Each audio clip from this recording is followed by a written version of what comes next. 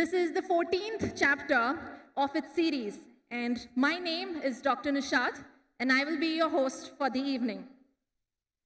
We are here today to strategize for the future of the corporate world through HR, and we strongly believe that employees sit at the center of all of this.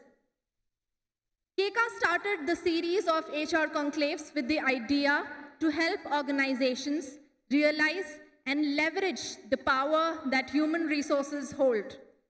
With that, I would like to call on stage the brain behind all these series, Mr. Barun Malik, the first believer of Keka. Hi everyone, my name is Varun. I take care of a lot of things, but basically marketing in Keka. I today profound myself enveloped in a good sense of gratitude for everyone who has helped us build this platform. HR Conclave started with a very small vision, saying that let's have HR practitioners, let's connect them together on a platform, on a place where they can share their voice. Now, I will thank everyone who has made this happen, from the volunteers, from each and every persons inside Keka, outside Keka, our partners, who has made sure this small dreams becomes a reality. Now, it's 2024, and we said, okay, now with the new change, what we wanted to provide to the community, let's now go to the basic. Let's now, one time more, understand the purpose. The purpose is always about connecting people practitioner together, because HR not just act as a change agent, they are psychological mirror of an organization. They are the psychological mirror that is required for running the CX-based organization. That EX power, that EX influence an HR can provide can't be overlooked anymore. So, for yourself, for the catalyst of any organization, we have changed and rebrand HR Conclave to HR Catalyst this year. Thanks everyone. You hope you are gonna enjoy the whole session. We are gonna interact, and let's make sure for this time, it's about you. This conference is all about you. Make sure you meet each and every people. Make sure you connect with all the HRs, all the fellow members who are on the same path as you. Thank you, everyone. Thank you so much for that, Barun. And with that, we are starting officially our event for the day. First up is a panel discussion by CHROs. And with that, I would like to request Mr. Kshitij Sachan, the performance coach of Keka, to please come on the stage. And a little backup about the panel speakers that we have today, right? So first up, we have Mr. Ashish Mittal, who is the CHRO of Srinidhi Educational Institutions. He has over 25 years of experience of progressive global work experience in talent acquisition, talent management, and more across various industries. Our second speaker for the day is Dr. Sujeev Nair, who is the Global Chief HR Officer at Sustainability Limited. He is also a board member of VHub, a subsidiary of the government of Telangana. With over 29 years of leadership experience, he also holds a PhD from IIT. And our third speaker for tonight is Ms. Shruti Dhawan, the AVP HR of Advantum Health, with 20 plus years in setting up and managing the HR department. Interestingly, she was also featured among the top 10 most promising women HR consultants by Women Entrepreneur. By the time our speakers come on stage, I would request all of you all to please give a few minutes to think about what you have done and the time that you have spent understanding and working for the HR fraternity. So first of all, a huge round of applause for all of you all sitting here for bringing the HR industry to what it is today. Thank you, everyone. Can we please have the chairs on the stage? All right, so it's always about getting seat on the business table, so it takes time, right? Okay, so before we get started with our discussion, let me set a quick context about what's the topic today. So we're going to have a discussion, a deep discussion about the deep work being done by the legendary CHROs that we have here on the aspect of transformation deficit. Now, transformation deficit is something I think we all go through in our lives every day, right? If you look at any business out there, every business starts with a certain sense of purpose. It can be a very simple purpose of delivering a pizza to a pizza lover, to a larger than humanity purpose like colonizing the Mars or sending our rocket to the moon, right? So while these organizations start, while the CEO starts an organization, it always starts with a very clear sense of purpose. Eventually, over a period of time, people start joining that purpose, and then these leaders start taking purpose in their own directions, in their own silos. So that's where the entire purpose that you start with always requires a lot of change in the entire process, and that's one key role that the leadership across businesses are trying to cope up with. So the entire idea of having a discussion is there is a very radical amount of energy inside into the ecosystem about these changes nowadays, where everybody's under pressure about what's the future gonna be, with AI knocking the doors, right in the corner, talking about we'll take your jobs. So that's there. Along with that, a great amount of upskilling is required in resources. It creates a lot of fear in all the aspects of work. So I'll go about asking these questions, based upon the expertise that you have. So I'll start with Ashish you. So my first question is, and let me quote Charles Darwin first. So Darwin said that it's not the strongest of the species that survive, nor the most intelligent, but one most responsive to the change. So my question to you is, with change management becoming the talk of the town, how is HR in center of this phenomenon? And how can HR leaders address the concern bridge the gap in between? Thank you so much. I'll just prefer to stand so that I can respect all my audiences. Thank you so much. So I come from the education industry, so I think we had a lot of challenges when it comes to adopting technology. We have seen anything when it comes to change management, there's a high level of resistance. Nobody likes to accept changes. And the challenge for HR leaders in the education space is into 10x. Because when COVID hit, none of the academicians or the faculty members, or majority of them did not know how to use Microsoft Teams or a Zoom, meetings altogether. So one of the biggest challenges in terms of change management for us is that in terms of training them and getting them to understand how do we leverage technology, and that if we do not use technology, we'll be outdated. And have gone to the next level ahead, wherein we also train our academicians about metaverse. We all talk about AR, use of augmented reality, virtual reality, and we all know the global metaverse market today is at about 83.9 billion and is expected to reach about 1,303 billion by 2030 at a compounded annual growth rate of 48%. So while we are talking about ChatGPT and generative AI is taking jobs, if this is going to be the revenue, we can understand there are going to be a lot of jobs.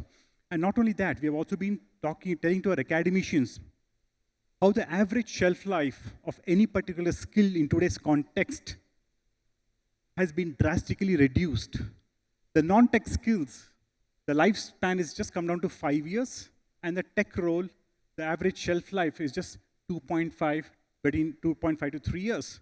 So which shows the need and importance of upskilling and reskilling.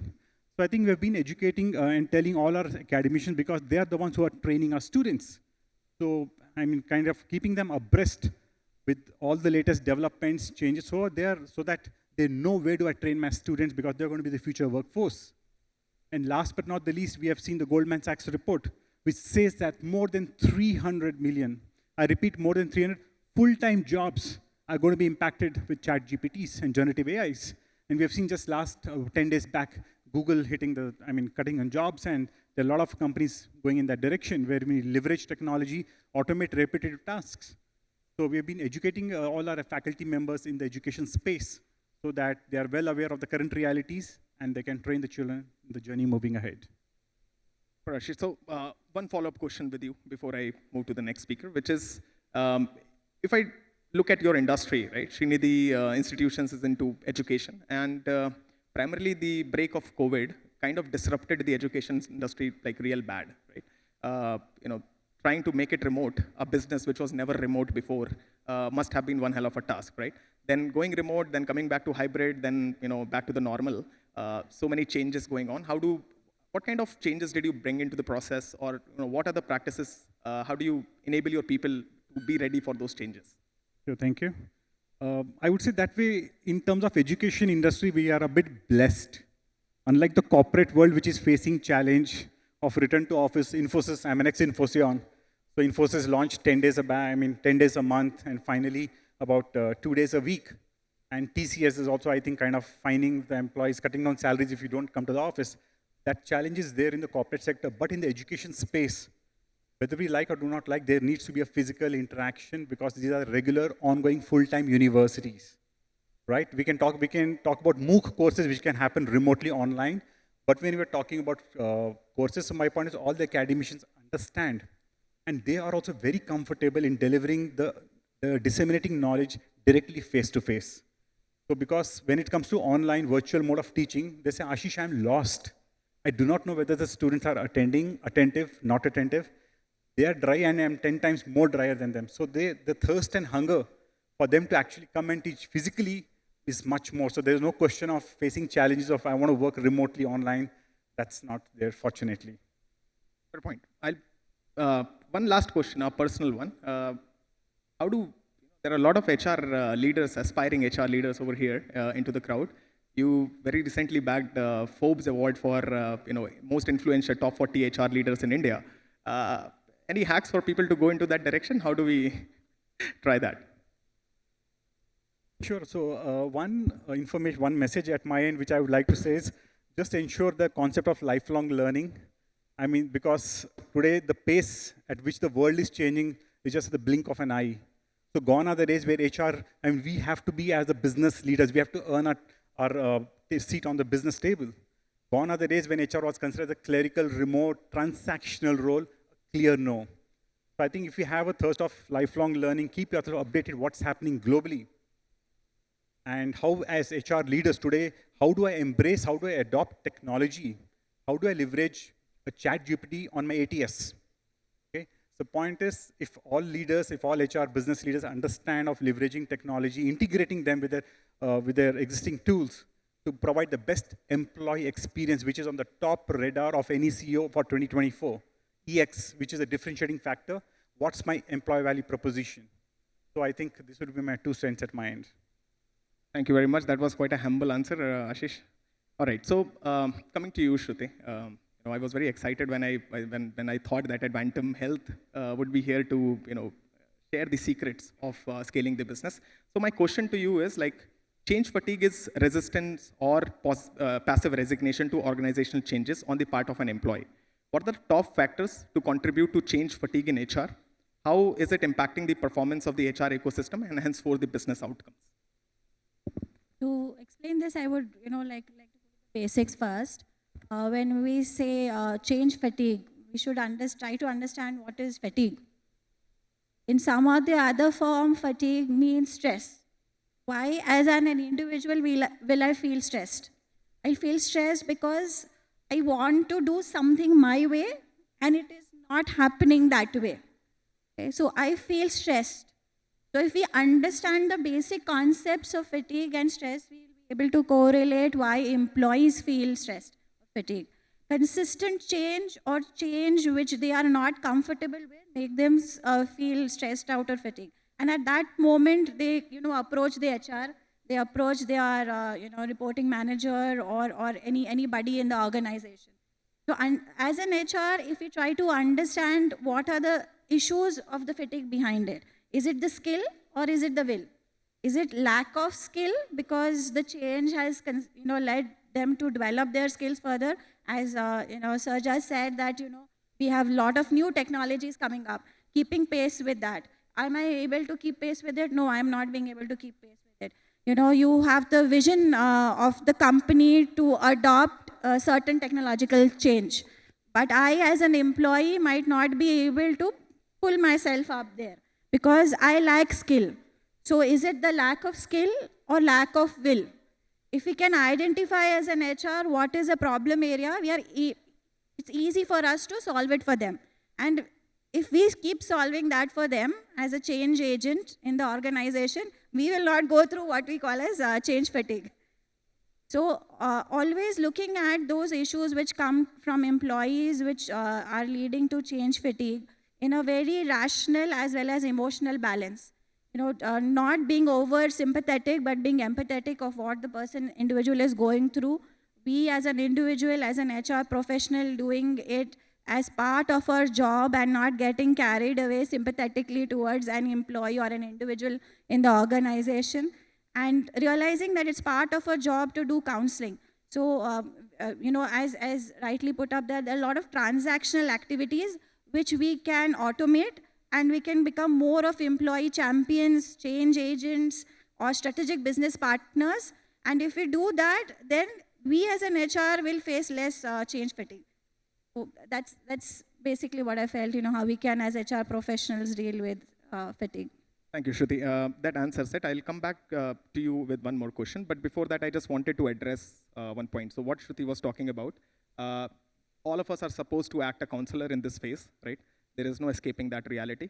How do we be a counselor? I think there is absolutely no way other than reading people's psychology a little bit, right? Although HR has that subject in it. But again, I'm not sure how efficiently is that being utilized in the real world. Right? We talk about deep concepts of Maslow hierarchy needs, right? Where if you look at human minds, they experience needs in a certain sequence. They'll go about with their physical fundamental needs in the beginning, then they will aim at safety and sustainability inside the organization. Then they, if they go any further, they want love and belongingness. Then there are team-related needs and self-actualization. So every individual inside the organization would be experiencing that need in a Maslow pyramid order. So if you're able to look at, if you have these critical frameworks available at your purview to always consult your people, it will become a lot more easier for that. So coming on to you, Shruti, my question to you is there a way to identify this fatigue inside the organization, or is there a way to measure it? You can, with some areas, get an indication towards it. Increase absenteeism, decrease productivity targets, people having a lot of gossips around which are irrelevant to work. These are indicators that something somewhere is going wrong. Okay? But you cannot have a clear indicator, as per my knowledge, that a clear indicator which shows that this is because of the change fatigue. So to understand that, having regular talks within the team, asking your own team members as an HR what they feel is going around, consistently motivating the reporting managers to talk to their team members, get a feedback, rather than telling that you have to do this, asking what help do you need from me to do this. That completely changes the conversation basis. So the individual or the employee feels, yes, I'm being listened to. If I'm facing a problem, I can talk it out. Having these kind of discussions, transparency, developing the trust, I think that helps to, overcome all the change fatigue. No clear indicators, but definitely as HR professionals, all of us know that how to pick up from these matrix of absenteeism, productivity, health issues, what areas or what teams are facing issues. Fair point. I think at the end of it, all of it is for developing that psychological safety inside the workplace, where people should feel free to express the sentiments that are inside them. Thank you very much, Shruti. So coming to you, Dr. Nair. So about resustainability, I wanted to speak a bit. So, resustainability's mission is one of the most honorable missions that I've seen so far. It's focused on environment. We're trying to build in more sustainable ecosystems. And if I talk about resustainability, it is one of Asia's leading providers in comprehensive environment management services. A mission pretty much as audacious as SpaceX. The official vision statement for SpaceX was to make life multiplanetary or making humanity interstellar. So, there is one side of the society going interstellar, the other side is let's save the planet that we have for now. So, big visions are subjected to change with changing world, which is often hard for employees to understand. How do you help your people understand such great expectations, and what environment do you facilitate to keep people connected to such a purpose? Good evening, everyone. I think very, very valid question. Many companies have visions, but how does it translate and how do you keep it alive Just to give you a context, the ability to simplify communication, crux or core here. If you ask me, or if you ask any employee, what is it that they add value, or which company they are working for, what's the vision? There's one theme that comes very simple. We keep India clean. We protect the planet. So I think simplicity in messaging and translating the vision to different talent segments as to what it means to them. So keeping it simple, what it translates to them is important. While we look at this, you have your purpose, vision, values. It's very important to keep this alive.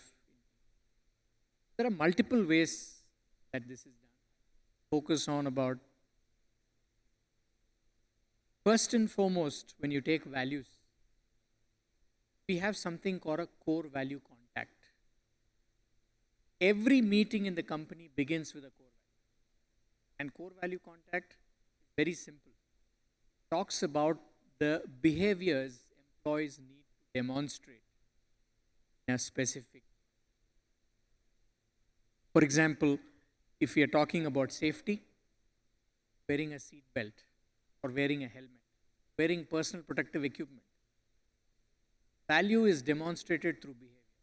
The morning toolbox talks as a ritual. Managers, supervisors come pick up one core value area and demonstrate one. That's one way we take it down. Second thing is leadership talks. Whenever we have this leadership talks, the first thing they broadly touch upon the vision, purpose, mission. I'm proud to keep India clean, proud in protecting. So that messaging from the leaders, another way to do it. Third is, we have about 100 plus waste management sites in India. Whenever there is some type of value created, we try to link that back into and share that. For example, it could be as strange as in Chennai, state of Chennai, we have one zone that is manned completely by women. Sweepers, helpers, BOV drivers, unit officers, zonal manager, complete women team. And all of you will be surprised or pleased to know that team, in terms of productivity, is the highest among all others. So we link this back to the purpose and say, this is how we keep India clean. So these are some ways you can do a core value contact, leadership speak, or sharing best practices. That will keep it alive. Great. This was something on the same lines. We have designed our own platform, Keka, as well. So Keka is an end-to-end HR management platform with the performance management as a key aspect of HR, the management of HR. So, one thing which still, like when we operate a technology, we see the challenges of adoption of technology as well. One very common thing that keeps occurring in all the customer ecosystems that I have studied so far is that while there is a great vision and a mission the organization has, individuals join the organization with their own set of purposes. Some have the purpose of making money, some are trying to learn, some are trying to find sustainability. Now, if you look at it, the organization purpose and people's purpose is not in alignment. So, what are the methods that you deploy inside your organizations to bring in this alignment so that the individual aspirations and the organization purpose stays in line? It's a hygiene, it's basic, and it's the KPI, right? KPI, key performance indicators, also key. So I think the role played by the reporting officer and the employee is very, very key. And of course, we also use the balanced scorecard or the OKR model. And the best way to keep this alive is use technology. Because when you automate and you have technology, it is available to any employee 24/7, 365 days. Yeah. That's a simple solution. Fair point. So one last question that I have for you, sir, is can you share some specific examples of recent changes implemented in the HR function, and what strategies were employed to mitigate potential change fatigue amongst the HR people? This is on HR fatigue. There's a lot of to and fro work happening inside the organization, and almost every HR out there is kind of tired, and there is a fatigue of doing whatever we do. So how do you make it interesting for them? Change fatigue. Yeah, I think this is a reality, and every organization goes through multiple initiatives. Each time there's a new leader, each time there's a new year, we have to introduce something and show value. I'll just take one example of our experience of implementing the HRMIS.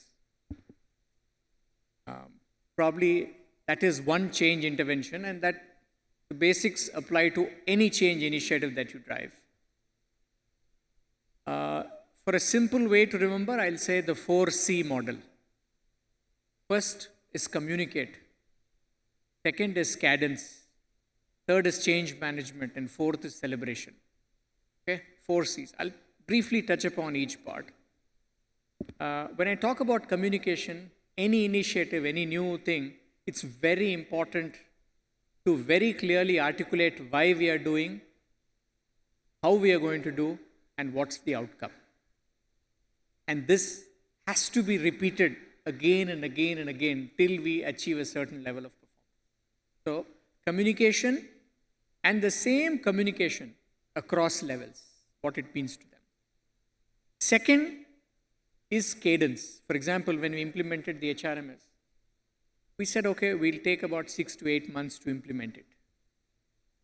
We had dedicated teams because I'm doing something, you're asking me to do something more, and that's where I get my change fatigue. How many things I do? And I'm very comfortable doing what I'm doing. So identification of the teams and having a very time-based plan, that cadence of meetings. If you have to implement HRMIS, okay, I first take the core, then I will go to the time office, then I will go to the recruitment, performance management, compensation. So there are teams across the organization working. First, you have the goals. Now, there should be a weekly, fortnightly, monthly cadence across, and that should be articulated much before. If it's a 6 months project, specify that very clearly and ensure that happens without a miss. That's extremely important. Third is change management. Of course, there are multiple dimensions. In any organization, you have a combination of baby boomers, Gen X, Gen Y, Gen Z, millennials. The way you introduce change to them is very, very different. So that is a very important aspect of running a transformation, and especially to minimize this change fatigue. I've been doing, why should I love doing hard copies. Why should I go into automation? First, there's a huge resistance. Then it's important that these change makers or the change evangelists are put in each part of the project team or each business. They go and tell them. Literally, you have to sit with people. When we first spoke about ESS and MSS, people said, no, we don't want. You're there. HR is supposed to do ESS, MSS. So from there, we have to go and tell them, how do you manage your banking transactions today? Did anybody teach you? Did you learn? So you have to go to that level to enable change. Sit with them, help them do it once or twice, and then tell them, you don't need to call me for each report. You have it in the HRMS platforms. Just examples of managing change. Again, the change evangelists should meet them, actually do it for them.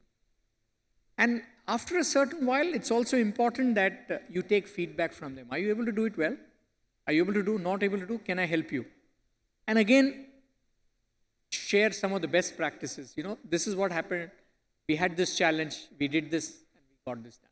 So managing change is extremely critical. And the last is celebration. I call it celebration. I'm not calling it reward and recognition because I put everything as part of it.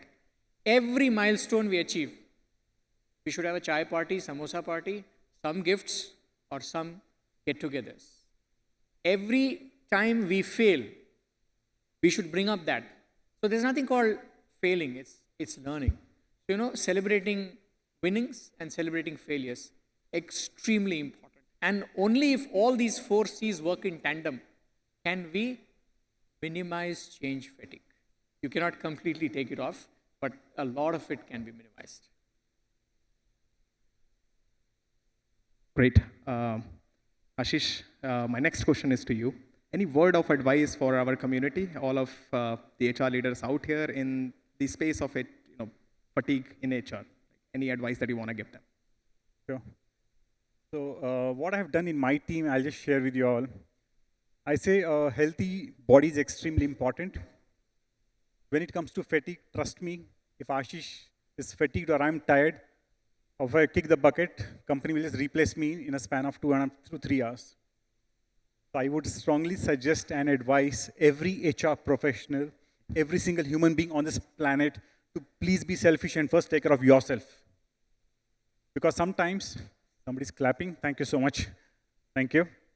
Because most of the times, as Indians, I've been working in global situations, as Indians, we tend to marry our job rather than ourselves. We tend to completely forget ourselves and work like a donkey for an employer, forgetting our own personal mental wellness, physical wellness. So in my team, what I've done is I have started competitions like reducing weight. They can pick up and choose how much ever weight they want to reduce. And I strongly advise and share every HR professional to please accept any one sport throughout your life. It's very important because our classrooms, our four walls classroom only teach us winning and success stories. But it is only sports which will teach you how to face defeat in life. By God's grace and well wishes, I'm a badminton player, cyclist, swimmer, marathon runner, certified scuba diver, skydiver. So I always say sports play a huge role in your life, not only your professional, also in your personal life. Tomorrow, only once you're a fit boss, once you're a fit person, you can be a good husband, good spouse, good father, good parent, good boss. So one strong advice is, and secondly, we know by 2030, I repeat, by 2030, 85% of the jobs which are going to be there in 2030 are not invented as of today. So all rest is self-understandable that how much we need to keep abreast, keep upgrading, keep upskilling, and do take care of yourself. While the company have hard cuts, your balance scorecard, OKRs, KPIs will be there, but please be selfish, first take care of your health. I would strongly say, and once you imbibe, once you actually adopt and marry any sport of your choice, it could be walking, gardening, anything for that matter, you can see the change in yourself. Because once you're physically fit, once you're mentally fit, sky is not even the limit. Thank you. Thank I'm you. sorry, can I just, I would say rather than the word selfish, we should use self-love. Okay? So it's completely okay to love yourself. It's not being selfish that if you love yourself. And I would really, emphasize to the point which he said, in a team also we should encourage that. And what I do with my team is that, I say, when you get frustrated, come in my cabin, let's have a chai and let's vent out our feelings to each other. Because a lot of confidential things which we cannot talk to the other teams, but of course, yes, within HR, we can discuss it out. So venting out your feelings confidentially within the team, I think that also helps. And that's part of self-love. Right. So, Dr. Nair, I'll ask you the one question out of curiosity, out of context, which is you said we use balance scorecard with OKRs inside the organization. How does that work? Because these are two separate goal-setting ideologies. How do you leverage that inside your organization? Very simple. Every employee, depending on the seniority they have to take financial, customer, process, and development. Right? So the focus or the direction is these four areas. Your OKRs will specifically break them down into milestones. That's how we link. Super. Yeah. So that's India for you guys. It's like ideologies being manipulated according to the purpose. That's how it works here. So I think that sums up the discussion part between ourselves. It's time for the audience to ask any set of questions to the speakers here. You can go about raising a hand if you have any questions. We have 10 minutes of time for taking questions.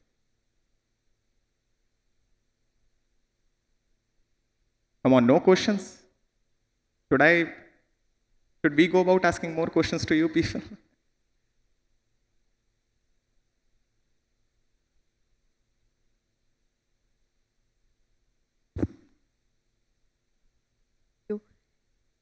Hi, everybody. Hello, sirs. My name is Ranjita. I work with Outplay. My question was to majorly understand, like one of you guys have told that we will obviously understand if somebody is on a burnout, but do you think going forward, will an HRMS platform come up with a feature like that? Or if it does, will it be helpful for all of us? All right, so question, if I moderate it down, are there technologies to measure, capture, or identify this? So I'll give a perspective. About 10 years back, just after the Y2K boom, many IT organizations were going through change fatigue. This concept probably was not very familiar at that point of time. So one of the things that was done in the organization was setting up a mood meter, okay, or a Trupti index. I mean, you can name it. It's very simple. When a software engineer comes and then logs in the morning, there are 3 smileys that come up: a happy smiley, a neutral smiley, and a sad smiley. This says, "How are you feeling today?" Okay, just a click, and then that goes off, and the person starts work. Somewhere in between midday, it again comes up, and in the evening also it comes up. Probably that was the start of AI or ML, whatever you call it now. Definitely, yeah. And we used to analyze the smileys across and see whether there are sad smileys or happy smileys working with a manager or working at a location. It just gave us inputs. We will not know exactly what it is, but I think this is very important, and many future platforms will be spending a lot of time on this, because human being is a bundle of emotions. And if you're able to identify which emotion, then you'll be able to connect with them much better. Correct. That being said, I think our jobs are not on threat, you know. No They'll way. still need us. Don't worry. I firmly believe jobs which are routine in nature, which require just data processing, will be best done by computers. But we HR professionals are dealing with people. We are dealing with emotions. No machine can understand emotions. For that, I need to give a handshake, or I need to talk to you. So long way before we get redundant. Thank you so Can I much. just add to that? There's one more point is we do employee sentiment analysis. Yes. So basically trying to understand how an employee is feeling during the day. So I think we can leverage technology. And like, for example, China has already launched this even in the classrooms today. So for example, while we have about 300, 400 of us sitting here, how many of us are physically present and mentally absent? The tool will actually tell me. For example, in this classroom, in this room, sorry for that, apologies. In this room, while the session is going on, how many of us actually have looked onto our mobile phones, Instagrams, and our body language, smiles, facial, eye contact, everything is tracked by technology. So I'm saying, so we are also looking at using the similar technology to do an analysis on employee sentiment analysis, because happy employees, happy productivity, and good numbers. Shruti, any additions? Not much additions to what they've already said. They've covered most of it. But one, personal life experience I would like to share. I was working as a consultant. So in one of the companies where I was working as a consultant, I observed whenever I entered, right from the lift man to the security guard to the office boy to the reporting manager, they always smiling. And I think that gave me that feeling, yes, people are happy here. I think that's if HR people move around their own offices, go out of the cabin and just move around and see how many happy faces are there. That gives us a good idea about, what is the mood of the people around us. So we, of course, yes, tricks like what you have said is helpful, but moving around and just looking at people, talking, observing, listening, I think that it's good enough for HR people who are very sensitive to capture that what is the mood of the organization. That's one more reason why we'll have our job. Exactly. All right. So One point just I would like to add about the technology. Instead of technology, another point what we have to concentrate is the infrastructure. The infrastructure, how we develop within the premises, that will also give influence. Maybe in that infrastructure part, I think technology also will come into the picture. When I studied one book in Maharashtra, while entering any individual, they have created such environment, 3-level parameters. In the 3-level parameters, while entering into the function zone or where the job occur, so it will create your mindset, how much you are influenced, external factors, but which will deactivate or which will create different kind of mental pressure or physical pressure. Those things will came out and a person will enter in a good note. So I think that is also one kind of approach where we can get more. thank you very much for that addition. Just to answer that point from a techie standpoint, which is supposed to be me here. So at Keka, again, this is something which we try to address. There are multiple layers of addressing this. So one is moodometer, as sir said, right? So there is a moodometer where people can come on a daily basis, punch in their moods, and the reflectors, the analytics will give you an idea that are the moods getting better or getting worse, and you can go drill down on an individual level to identify any grievance that's there. That's one, right? It's an upper-ended approach. But other than that, if you look at it, the fatigue, as we were discussing the factors of fatigue, there are a lot of times, it's a VUCA word, right? There is a lot of volatility, uncertainties, complexities, and ambiguity into the ecosystems, because of which people are, again, anxious, right? Now, these anxieties that people get, most of the times these anxieties are into the goals that people have set for themselves. I have been operating over a decade as a performance coach, and I see a lot of times it always, if you track it backwards, it always goes down into the goals itself. So at Keka, we designed our platform, the performance management platform, as a continuous performance management system. Now, let me explain the continuous performance a bit. So if you look at until 2014, all the different platforms of performance management for people were static in nature. Where in the beginning of the year, you do goal setting. By end of the year, you go back and you assess people on the set of KPIs or goals that were standards that were set for them and define that how did they perform, right? The problem with static approach was that the time is past, right? You cannot go back in time and improve performance. You can just give certain advices and hope that next time it gets improved when you review them back.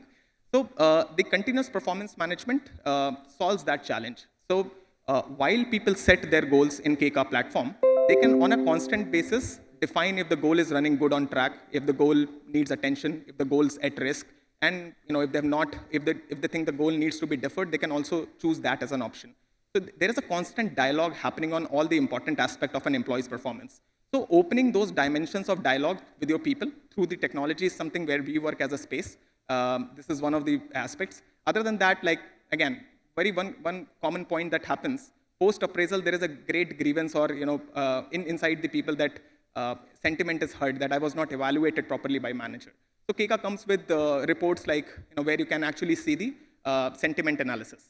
So let's say your manager is rating you 3-star, you yourself are rating yourself 5-star, there is a 2-star rating gap over there, and that is something which eventually translates into dissatisfaction and then attrition. So all of these aspects are engraved into technology to give you those real-time insights whenever those incidents happen. We're trying to scale it to more degree so that most of these jobs are currently being, we build dashboards to give you intelligence. Over a period of time, I assume the AI and the triggers that we design will be able to cater the first response to any anxiety happening inside the organization. All right, so I don't think we have time to take any more questions, so we'll wrap up our talk here. Excuse me, I'm sorry, can I take 1 minute? Please go ahead. My name is Joshi, and I work with a company called Sparity Soft, and I have around 15 years of experience into HR and recruitment. After onboarding, whatever you're saying, we can have one-on-one conversation and give golden shake hand, and we can try to sort it out. As Mayim said, we can have beautiful smile on the face and we can sort it out. But right now, most of the guys sitting here are facing the challenge of onboarding no-shows and the notice period also. We have seen the video of the inception of HR department in Indian context. So where does this notice period of 30 days, 60 days, 90 days clauses came into picture, and how we can sort it out? Why can't we make it like 15 days notice period clause across the industry? It will sort out the problem of everyone sitting here. So how we can make that happen in Indian context, IT industry particularly, because the startups are happening even in single bedroom flat, but the talented resources are not building. Due respect to educational institutions, sir, I'm sorry, but the talented resources are not being produced in India, but the companies are being established, left and right. How we can sort out the problem of notice period, having single 15 days blanket, and how we can take it forward. This is my very long question, but maybe from leaders I would like to listen. The question is very tricky also, and probably we'll have to understand a little more into where is that gap, where you are unsatisfied actually, and why does it need to come into a 15 days model. The way I look at it, it cannot, right? Because not all jobs or all people can be, you cannot have a succession planning for them in a 15 days time period as an organization. Yeah, US industry is way bigger than us. I was into US staffing as well. They have the blanket 15 days clause. If someone resigns, blindly they have to serve 15 days and they have to get out. There's no challenge of serving 90 days. I have a question for you, counter question. Yeah, Who please. stops you in your company to have a 15 days notice period? Yeah, I as a HR, if someone resigns, I talk to them with a smile on my face. I try to understand their reason. And if they want the relieving tomorrow, I don't mind. I try to discuss with my higher management and will relieve them. But just do it. If you do it, I do it, every one of us do it. Yeah, there should be one platform where that, okay, this policies are created, right? So the concern is knowledge transfer. Okay.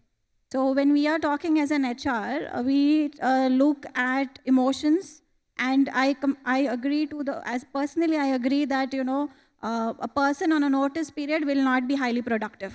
Exactly. So I cannot expect the productivity expectation which I have from the other employees out over there. And I think it's pretty practical. Okay, nothing. It's a gray area. There's nothing black and white into it. Okay? But if the knowledge transfer is not happening, we are a business, we are an organization, and as an organization, we have to see, we have some clients, we have some customers, we have to see that that kind of knowledge transfer is happening.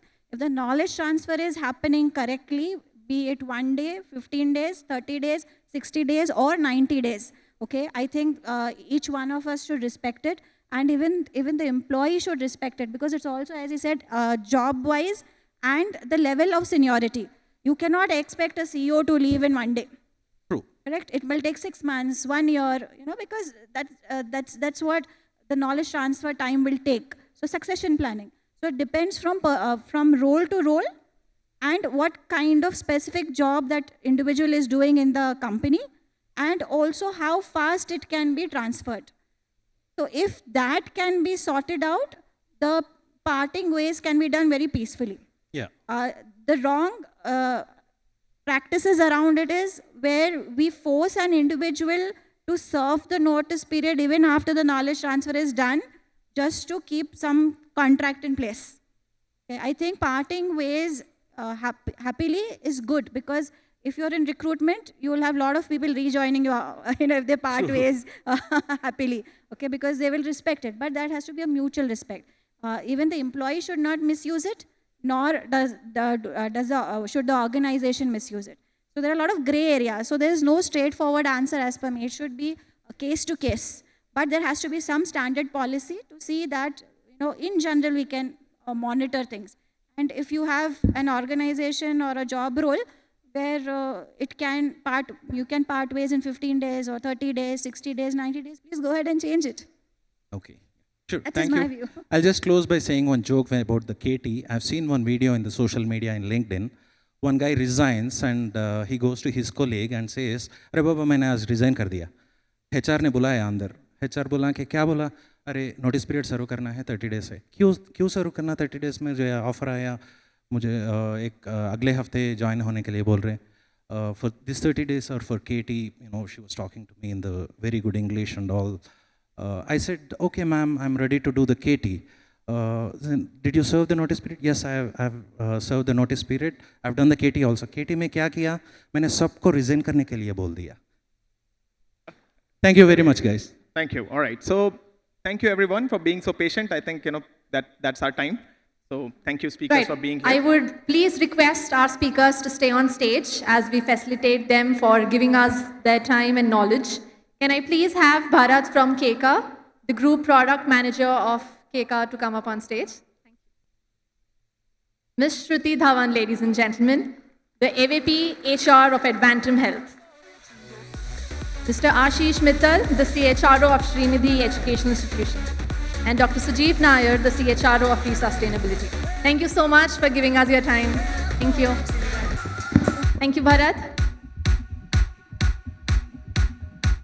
Right. Thank you so much to our speakers and to Kshitij for such an insightful and enlightening session, I must say. So there is something up for you guys now, right? And a lot of prizes to be won. This is something called Keka Catapult LinkedIn Social Media Contest, right? So you have time till the end of the event. I want you all to make any post on LinkedIn, and the one with the highest engagement will be winning a big goodie bag from our end. And I assure you that the goodie bag is worth it, guys.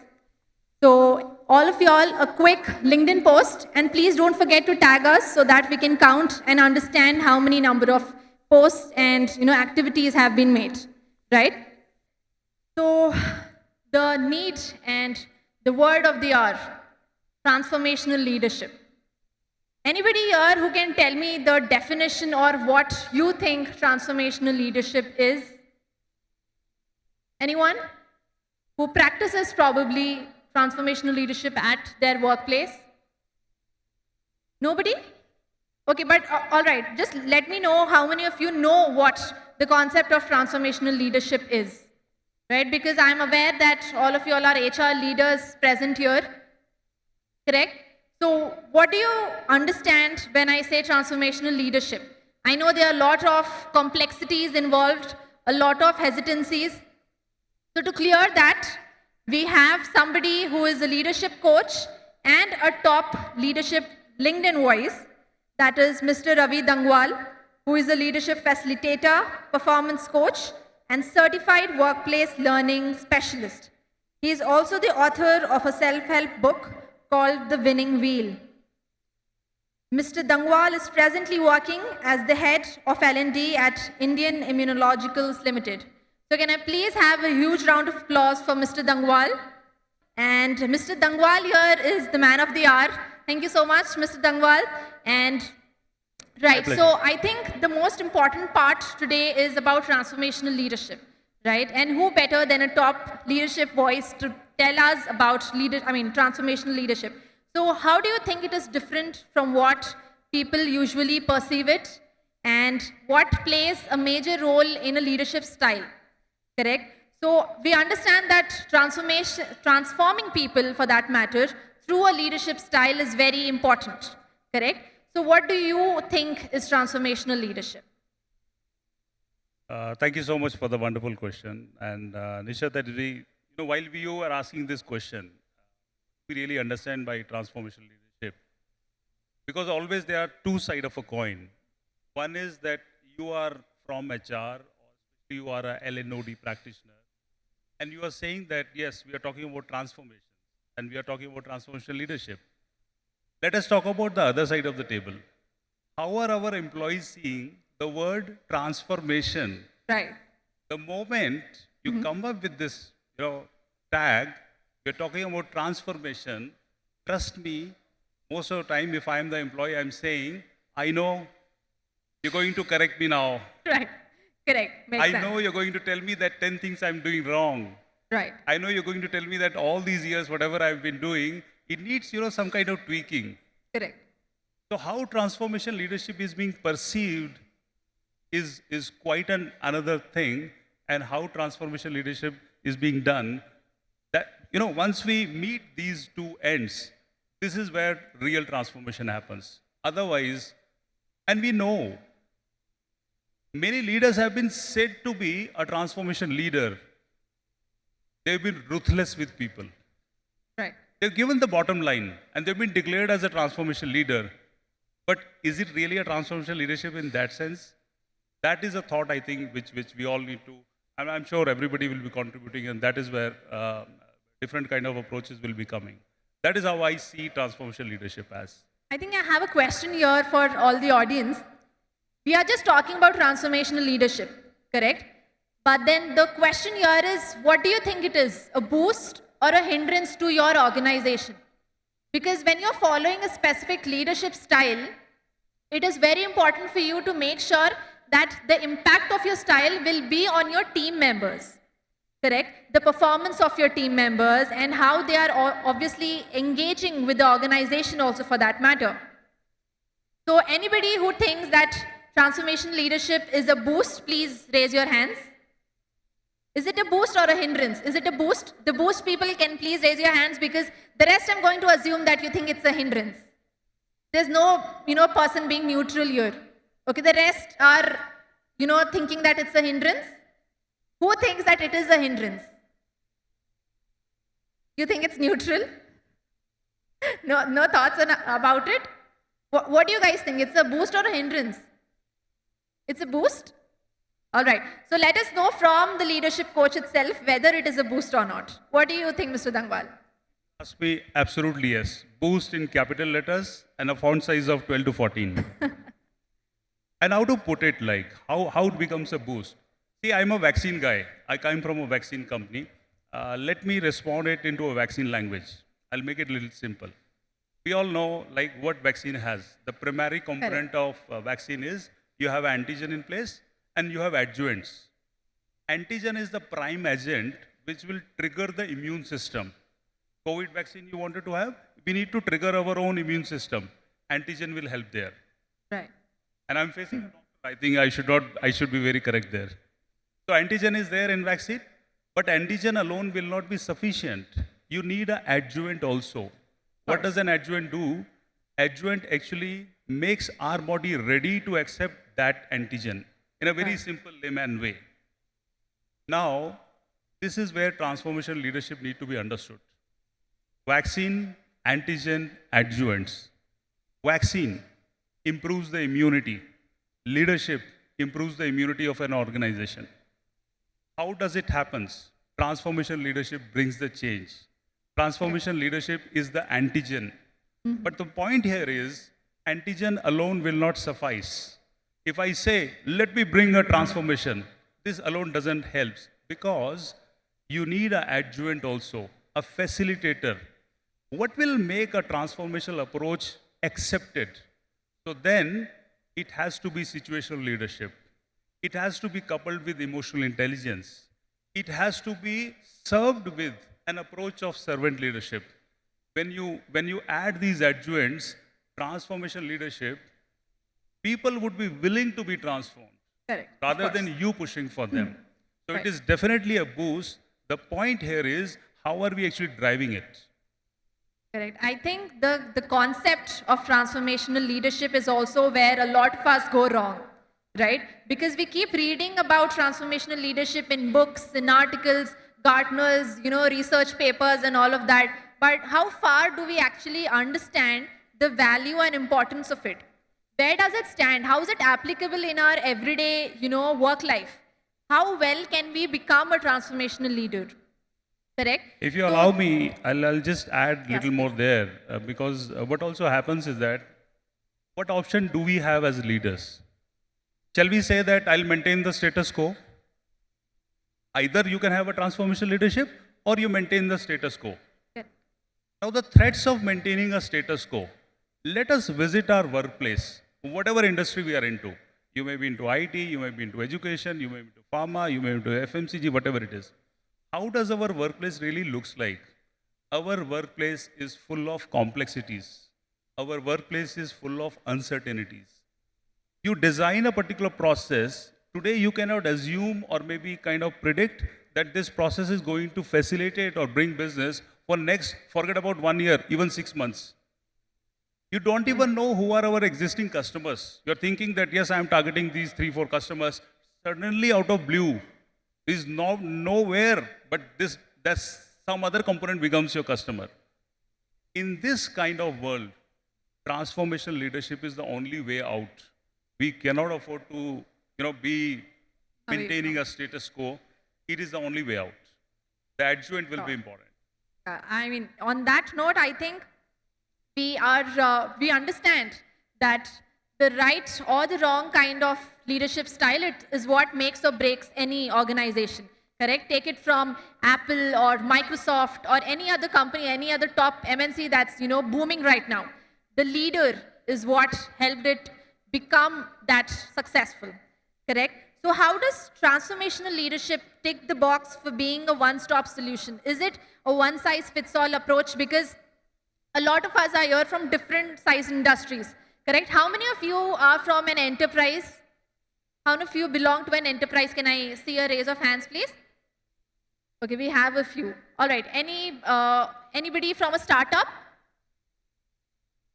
Perfect. See, there are a lot of startups here. So there'll be a very different and varied leadership style that enterprise and small and medium enterprises have to follow. So what do you think is, transformational leadership in that regard? Is it a one-size-fits-all approach, or how do you see it? See, whatever industry you may be into, whether it is a startup, it's a unicorn, or you're already a well-established company, transformational leadership is order of the day. The pain is there, only the shape, size, cast creed changes. That is the only difference. Challenges are there all across, everywhere. And transformational leadership is the only way out. Only thing is how it is being presented, how transformational leadership is being offered to people. Something which very quickly comes to my mind when you talk about the necessity of a transformational leadership, or can we say that it is a one-step, solution for all, would be like, are you engaging people with you or not? So sometimes when we say we solve a problem, and today design thinking is one of the best way to solve a problem, because you empathize with people. So when you empathize with people, you ideate, you bring some solutions, you do a prototype in testing, the replica of same in leadership, transformational leadership, applicable to every situation, absolutely yes. Correct. So what do you think are the strategies that one needs to follow? So what is the core, what are the adjectives for that matter of a transformational leader?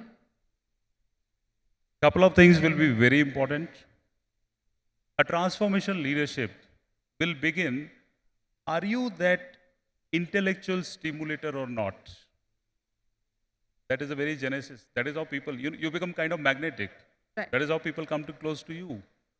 I may be having a wonderful idea in place, but even before bringing that idea in reality, before making people do that, I have to be an intellectual stimulator.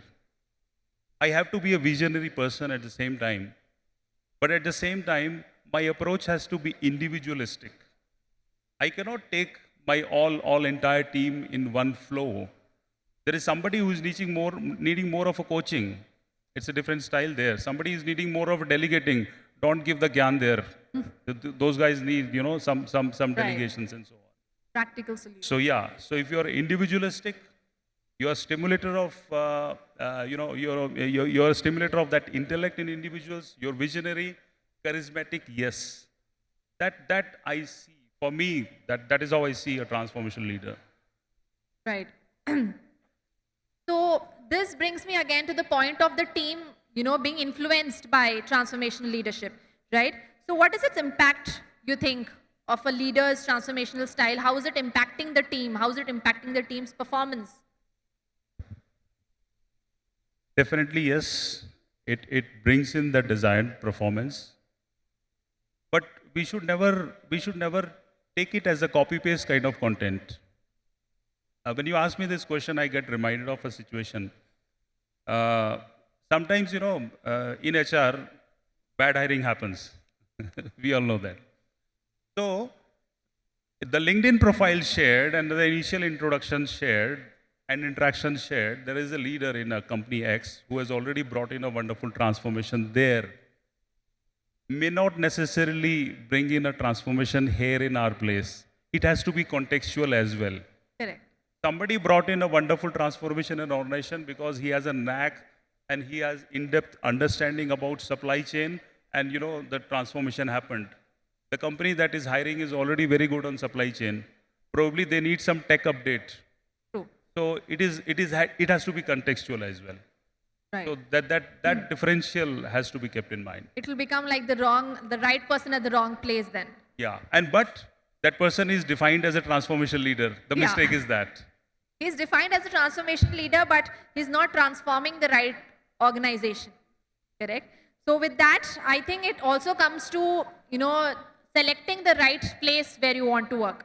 And that comes through wisdom. And wisdom, as we all know, comes through experience.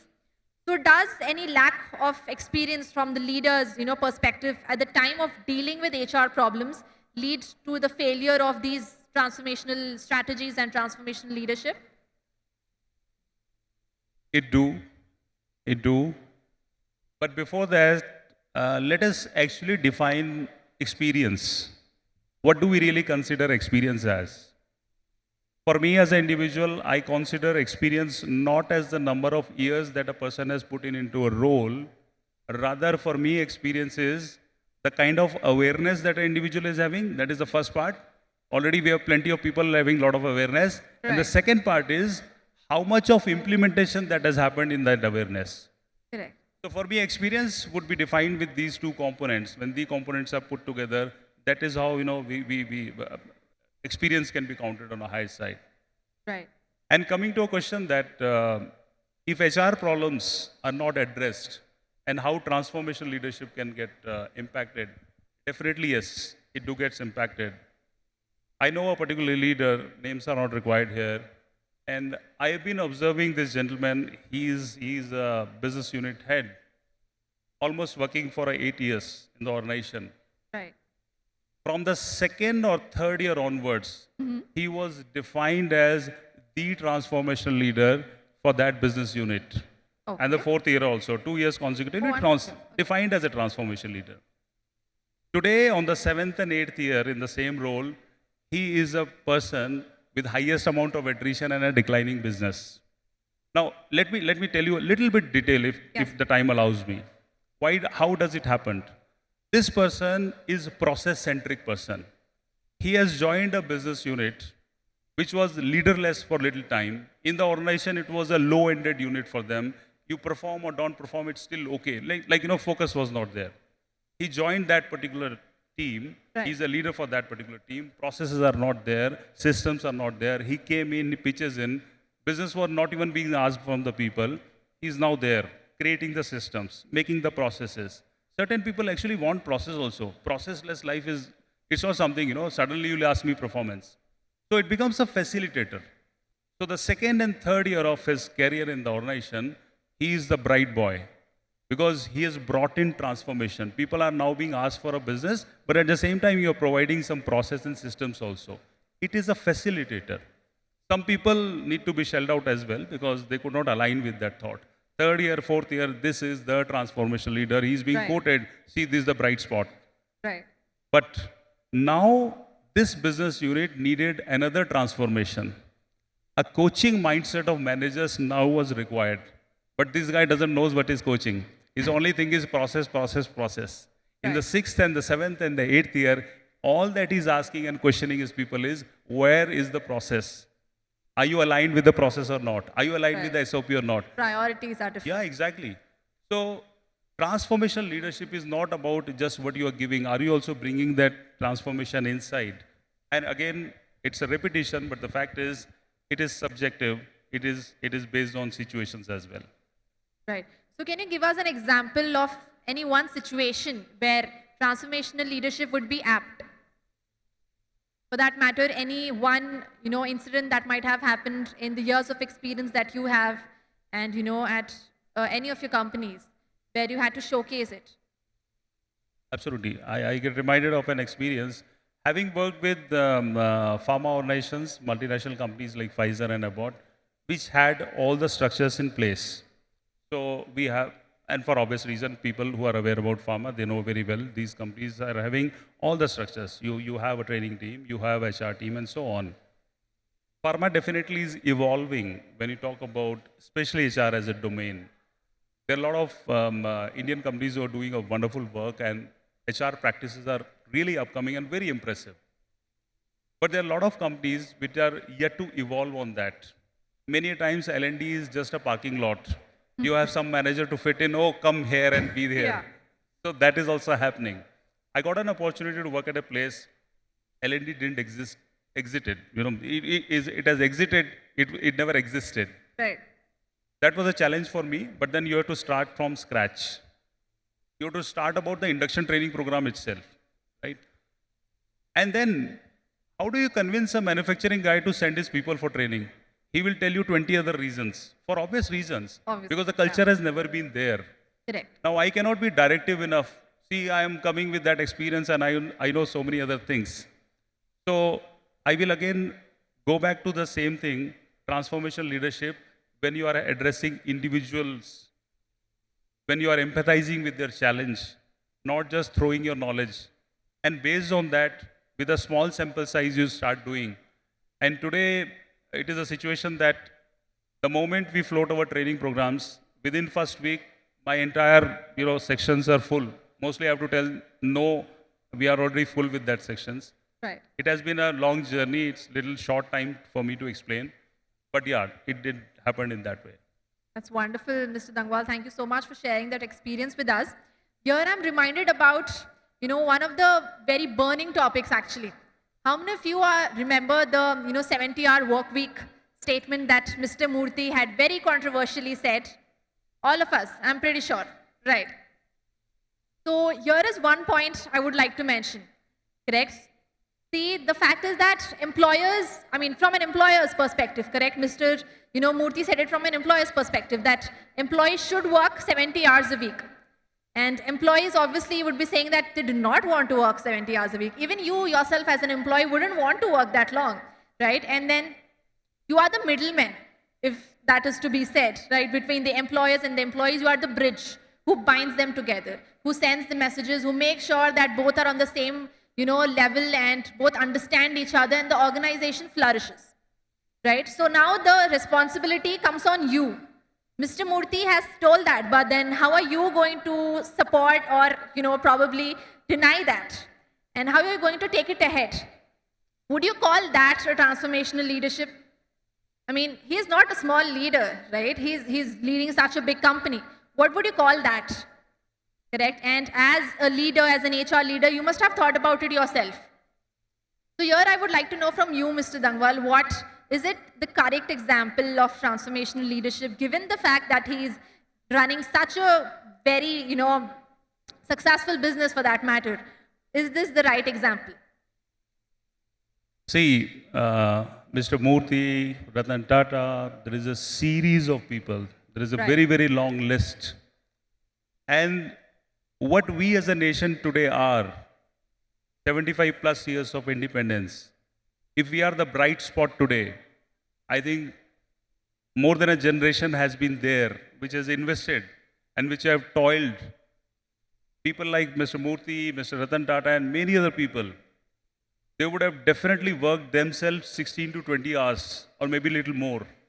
And that is where the example has been set. So my response is not to counter or, because I'm nowhere in front of Mr. Murthy. He's idol to me in many other senses as well. But my opinion or my thought on that. So that is one phase. So in these 75 years, people like them, they have created what India is today. Right. But in these 75 years, something else has also happened. Our population has increased manifold high. Our cities have become more dense. To travel from one end of Bangalore to another end of Bangalore, many videos we have already seen. Let's not talk about Bangalore. Hyderabad, I think, is much better. Yeah. I don't know. Unanimously, I'm going to take this decision on behalf of all Hyderabadi people present here, that Hyderabad is better than Bangalore, guys. Come on. But you won't be you won't get escaped from the traffic kiosk as well. So that was just a mention. So it's a pan-India frame. People are not living today with 24 hours. People are living today with 21 hours. 3 hours is gone there in traveling. Even if you talk about IT domain, you say that we are giving them a work from home.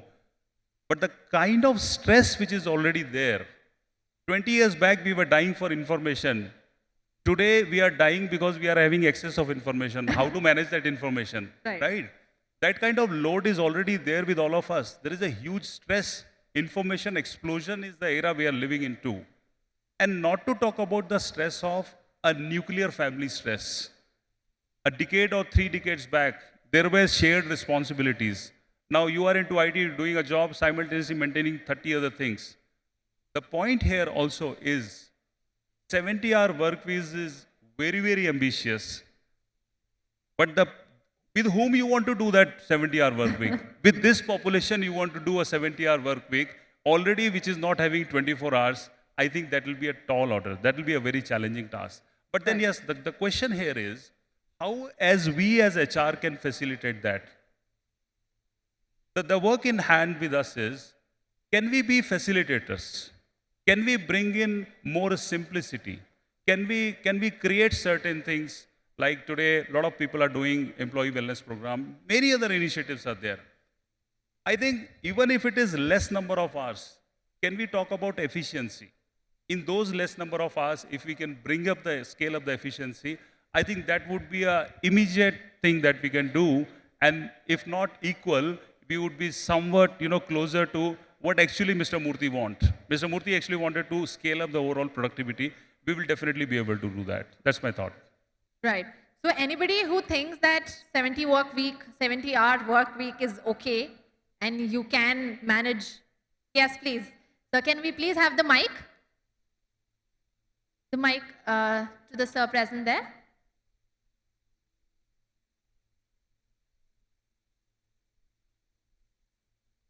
Hello. Yes. Yes, My please. name is Sandeep. I have been working with SIFT Staffing Solutions Private Limited as an HR and Operation Manager. Simultaneously, I have my own sub-broking firm. It started in the early morning, 9 o'clock. Okay. Till 3, I work for that. Then 3 to 12, I work for staffing company, actually. Right. Hold But on. then here, I'm sorry, I didn't get your name. Sandeep. Sandeep, okay. Yeah. Here, Sandeep, I think a very important point that you missed is that the second bit of your day is your own startup. Both the things are mine only. See, now, I don't think Both are mine only. I'm working for myself, right? So you are So the employer and the HR yourself. Yeah.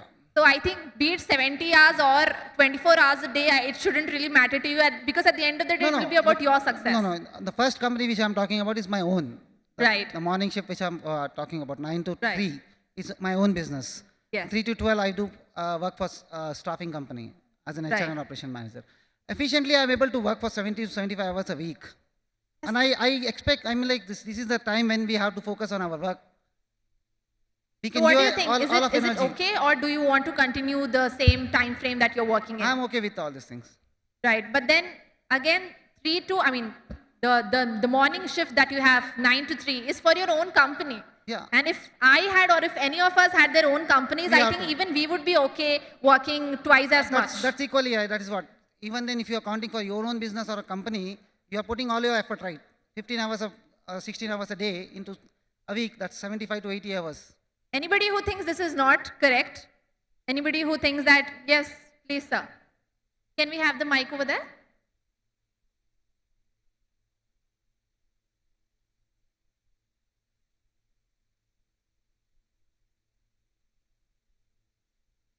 Good evening, everybody. Myself, Rajender. I'm a startup company. My company name is Bhavishya HR Solutions. Today, sitting there, you people have raised that whether Moti asked 70 hours to work is mandatory. Okay? And prior to this, today we had a discussion, AI is going to throw lakhs of jobs. That I think is the Okay. talk of the town. And keeping in this mind, Mr. Murthy has advised today to this society to prepare for the worst, because tomorrow you won't be having a jobs.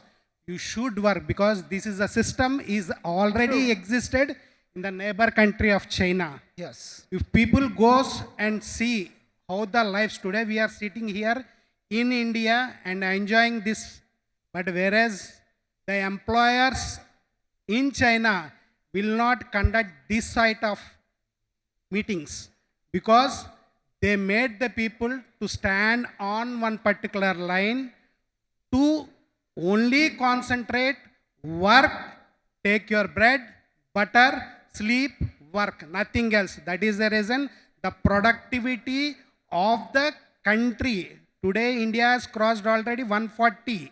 Okay? Down the line, 10 years, it is going to cross 200 plus. So, prepare yourself for the worst with the AI. So, as a country, the politicians will not allow the AI to be implemented. A small example for you.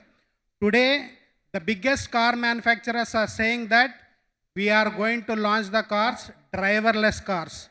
In India, we are having a more than 10 crore drivers. Are you going to throw at one particular point all these drivers?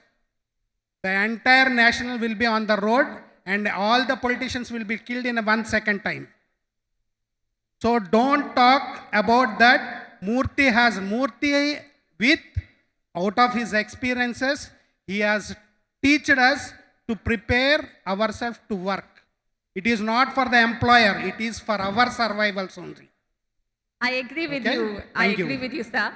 But then, which is the very reason why India promotes the idea of a work-life balance. There has to be a balance. There has to be a personal life, which is why we are earning, right? At the end of the day, to have a life. If we don't have a life, what's the meaning of it? Yes, can we please have the mic here? I actually wanted to extend that perspective. My Yes, name is Satya Kiran. I'm a professor of management. I think Mr. Murthy was clearly misunderstood or deliberately quoted out of context. I'll give you some larger context and perspective. We are, depending on which estimate you take, we are close to a $4 trillion economy today. By 2047, according to the IMF estimate, will be an $18 trillion economy. This transformation of India from a 4 TUSD to 18 TUSD will not happen unless the youngsters also contribute. Also understand the fact that before liberalization was introduced in India, pre-1991, we were a middling $250 billion economy. We have grown 11, 12 times. And I got the facts right. Today, Infosys market capitalization is $85 billion. It couldn't have happened without industry perspective, perseverance and focus. So what he meant was, if you want an India of the dreams that all of us have, the youngsters should be willing to work. It didn't say they should work, they should be willing to work. I think that's a fact that no one can deny. I think unnecessarily the media quoted him out of context and made him a villain out of nowhere. I absolutely do agree, which is why I asked for your, suggestions on it. Yes, Mr. Tangwal. Yeah, I'll definitely add. And see, Mr. Murthy undoubtedly is a role model to us. And for obvious reason, we do get sentimental about that. He is a pride to the nation. No second thought on that. But then the question is, again, who is going to do that 70 hours work week?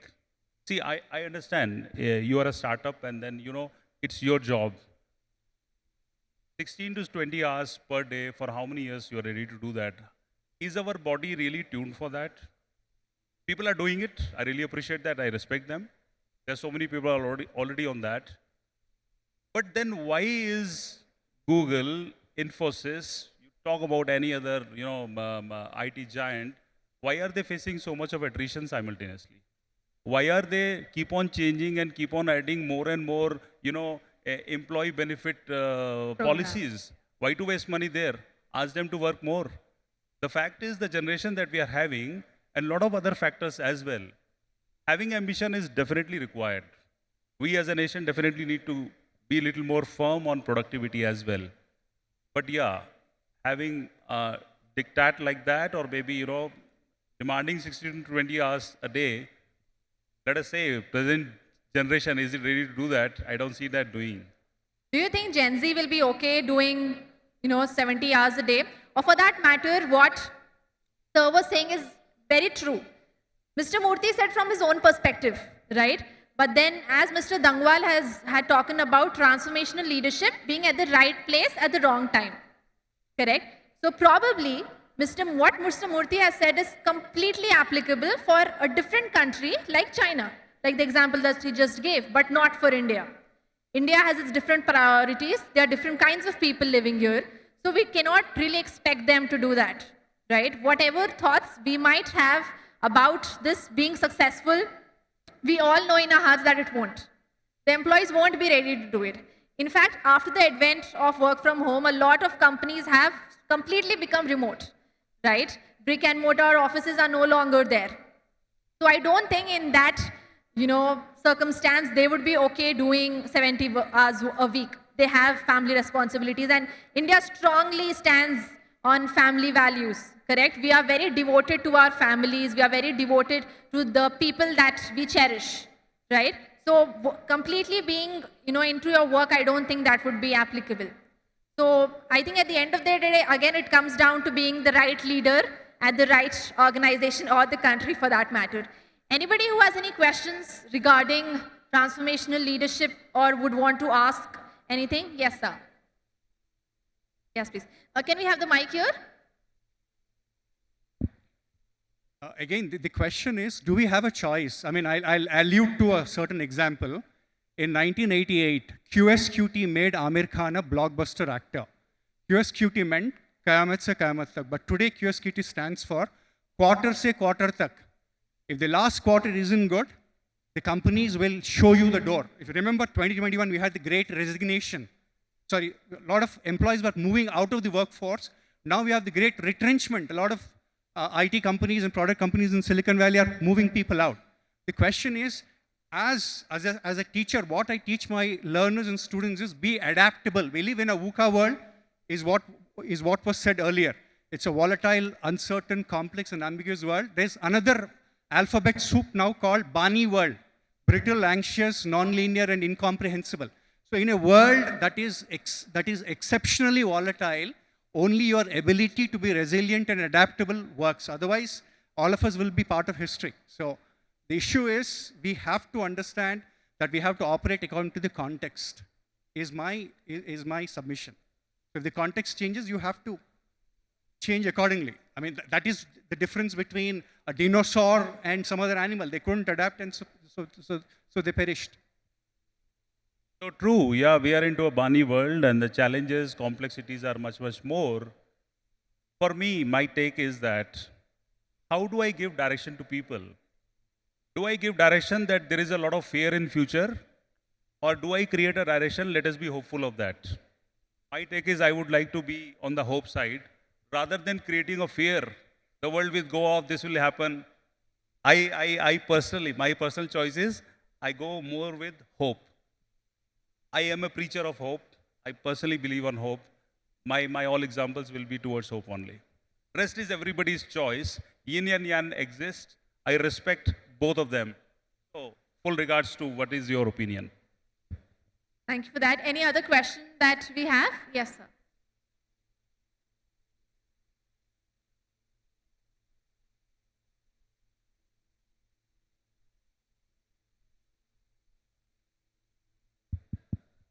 So my question is, so how to align HR transformation to business transformation? So HR transformation always to people, performance, like that, but business transformation always growth, profit numbers. So how, as a HR, how can we align that both transformation on same page? Any suggestions? Thank you so much. This is the reality check for HR. So if HR transformation is not aligned to business transformation, then most likely HR is not in the business table. Then only it can happen. You are speaking two different languages. Business is there in a separate boardroom. HR is in a separate department. When we are doing activities like this, and with this I go to my MD, I say that, sir, I have a succession plan. He's saying, what is this succession plan? Yeah, I'm talking about today's business. Or maybe, they don't get aligned. Correct. But when I am sitting in that boardroom, HR is present in that boardroom, HRBP is the role, which is the future and which is where we can contribute. The transition has already happened. We are already seeing it. I think some of the speaker earlier very well said.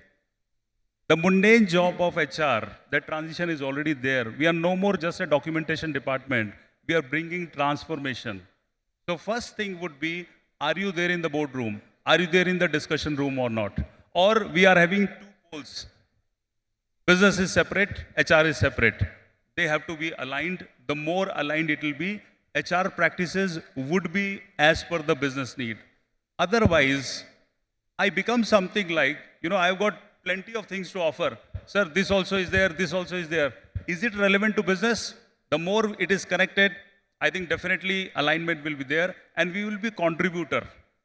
That is my take on that.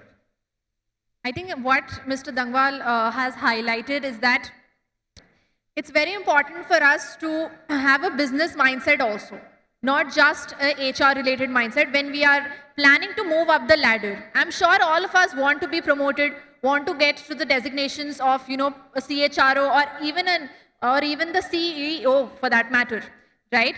So, but then to do that, you have to ensure that your HR objectives are aligned with your business objectives.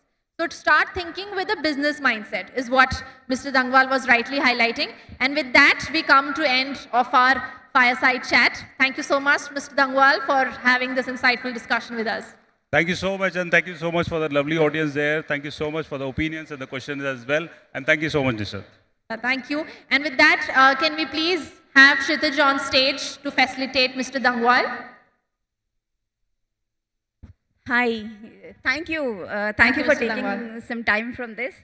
Okay, many people were talking about the 70 hours a week working. Okay, Mr. Moti never told that China is working for 70 hours in a week. Okay, he told that to reach the capitalistic or to reach the economy of the China, we need to work for 70 hours in a week to reach that. Okay, so never Chinese work 70 hours in a week. That has to be in back of our mind. Okay, and more than that, why they were into is not only because of the service sector, they were mainly the finest to the manufacturing. Okay, they were core to the roots of the manufacturing. Okay, and there are a lot of gray areas to discuss on this also. So the kind of concentrations has to be like enlightened and the kind of smart work has to be increased. It's not that the hours of work to be increased. When you are in the office for 9 or the 8 hours, it's that you be there for 8 or 9 hours and give the more productivity. That sense, and that, boost our economy. It's not only the country's economy, the states or the organization economy, the startups or the own entities. If I had an entity, I work for 24/7. It's not like 17 hours or 18 hours I work. It's for 24/7 because everything I get to my pocket. But as an employee, when I work, it's very different because I have my personal space, I have my traveling space. Okay, I have many things to be added for my 24 hours. As you told that the traffic takes away like 3 to 4 hours of the space. Correct. So it's that the Moti never told, let me quote once again, he never told that Chinese work for that many hours to reach their economy. Okay, they work in very systematic manner. Of course, every employer of the Chinese provide 1 hour of sleep and 1 hour of lunch because they start their day at 8 o'clock and have a break at 12 o'clock. From 12 to 2, they have a long break where they sleep for 1 hour. Everybody will have bed, every equipment to take that rest and rest 1 hour for their food and other things. And by sharp 2 o'clock, you can see everybody in the chair. Okay, right. That's the kind of systematic things they follow makes there. And the other side, if you say that, maybe I think this is not the right platform to quote this. They never use the other countries' manufacturers. They only say that if they want to buy something out of the country, they say that it costs China. That's the mindset every Chinese will have. So let's develop and make in India so that, our country's economy also boosts and we will be in that position. Absolutely. Thank you. Thank you very much. Applause, guys, for helping, for the idea of making India a more developed country. Next up, we have something called the presentation and award ceremony of Keka Catapult. A briefing about Keka Catapult, I'm sure most of you don't know about it.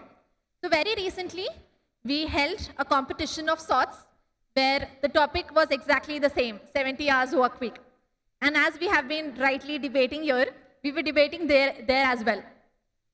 So we had 5 problem statements for a group of HR professionals from varying companies in the city, from different industries for that matter. And they had to choose one of those problem statements and come up with a case study of their own. As I was mentioning, that you are the middlemen, how will you be solving the 70-hour work week problem, right? Given that example, they had to create their own case study, but on different topics, correct? So those topics ranged from talent acquisition to performance management to onboarding and also becoming a business partner at the board meeting, right? So we had about 12 to 13 presentations, and 2 of them have become the finalists. And those 2 will be presenting their case studies in front of all of you all. And your role here is to tell us which of the case study is better, right? So 40% weightage will be given for their previous presentation that they had made to the Keka team. The other 40 would be by our panel members who were right here in front of you just minutes back. And 20% is of you all. You have the power to actually vote for the best case study, right? So with that being said, can I have our panel members taking the first 3 seats, please? Mr. Ashish Mittal, Dr. Sujeev Nair, and Ms. Shruti Dhawan. Can you all please come to the start of the stage and take the 3 seats here? Right, so the panel members will be judging and giving them marks based on the quality of the deck, the presentation, and the solution that they're presenting, right?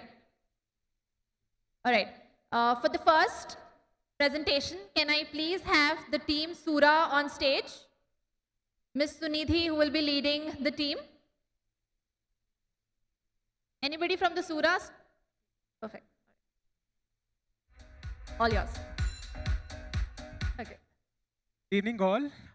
So happy that I didn't know that this is the case study which got shortlisted.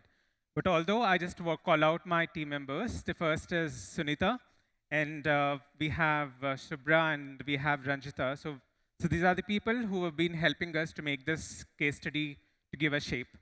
And thank you so much, and I would be representing on behalf of everyone. So the topic that we have picked up, is about sales. Is it how do we transform the career growth of sales in general, and what are the changes that we have foreseen?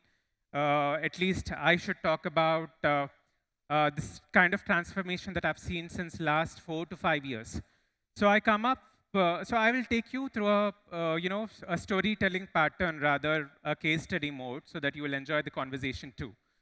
So to begin with, I happen to work in different industries like KPO, IT service organization, a product company, and also I was keenly into startups where we have set the process, start from scratch, and we have created a big brand, converted the normal organization to a 1 billion company today.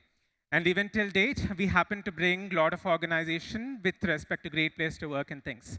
So this is one of the key criteria in which often said that it is only the delivery teams who perform, but not support functions. But I would strongly say that it is not support function who plays a small role, but they play a very vital role. So if you often see from a HR perspective, job hopping is a very common scenario, at least before COVID.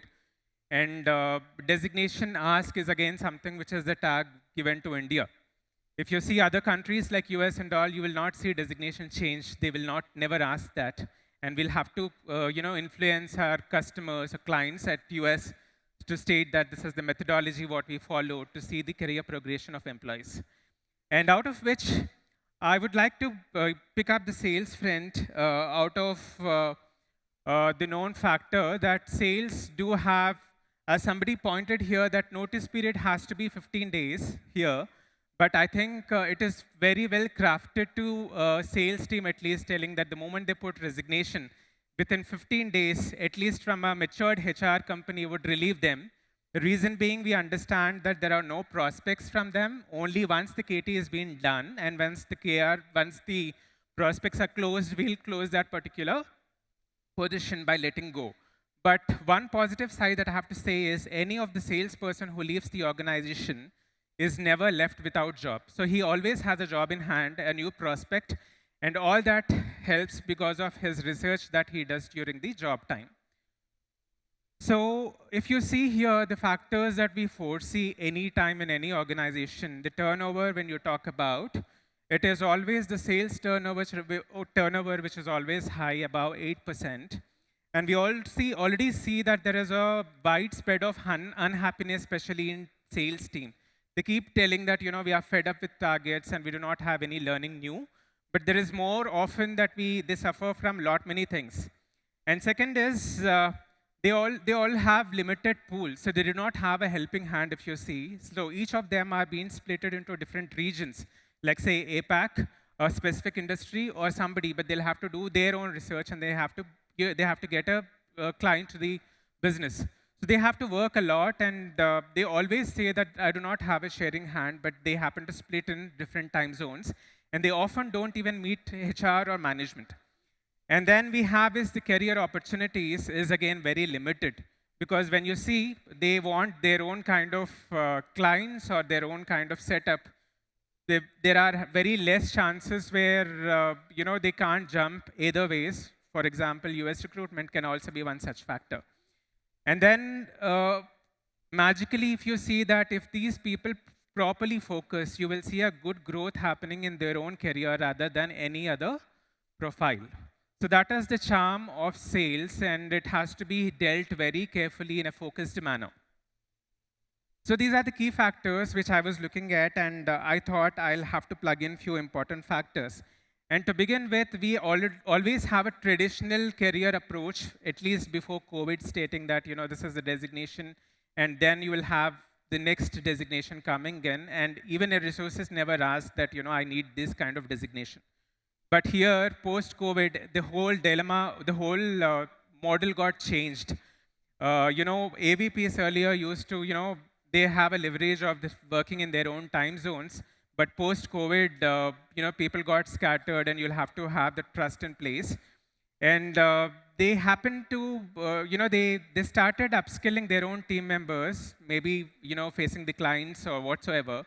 So they have done it, and they have distributed the work into 4 categories. One is quality of deliverables, as to what is it that you deliver, and consultative skills, as to how do you, consult your client or maybe your own internal stakeholders. And the third factor that they give is how do you upskill in terms of technology that you learn, and how do you partner with your own stakeholders inside.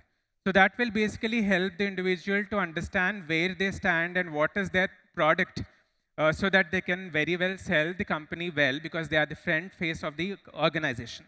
So this is something which we have seen, and then we have placed all 4 factors in place, and that's when we have plugged the goal setting here.